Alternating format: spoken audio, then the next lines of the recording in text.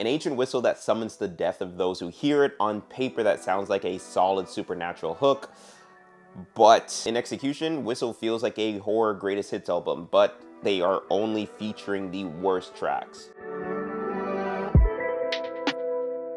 A group of teenagers come across an ancient whistle from the Aztecs that summoned their future death to hunt them down. They investigate to try to find a way to escape the sped up inevitable. As far as teenage supernatural horror films go, this is fairly typical. Character introductions, typical. Character tropes, typical. We have the token black character, we have the character who doesn't really get along with everybody, but they have a crush on the popular blonde girl, and we have the blonde girl who is in a relationship with the jock, as well as we have the main character who is kind of the outcast because of the baggage that they carried with them from their past. It's the same formula from so many other movies. And as I was watching Whistle, I swear I was watching a mashup of It Follows, Talk to Me, Final Destination, and Flatliners. But instead of taking all of the good parts of those movies, it kind of just felt like Whistle was just taking all of the really bad trash parts of those movies and was like, oh, we're gonna find a way to make it even better. It's kind of like when you meet somebody, there's a lot of red flags here, but I can fix them, I can make them better, I can change them, but then you end up just falling victim to their old ways. Yeah,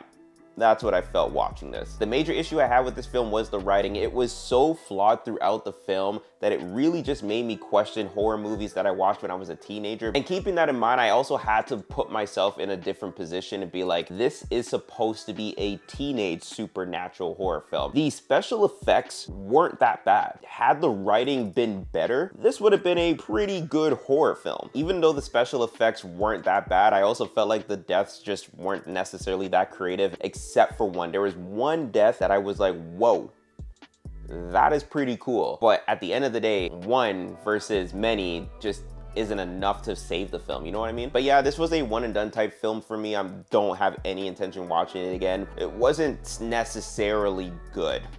It could have been a lot better. Just the writing. It really was just the writing. But I am curious, have you seen it? And if you have, what did you think of it? Yeah, that's about it.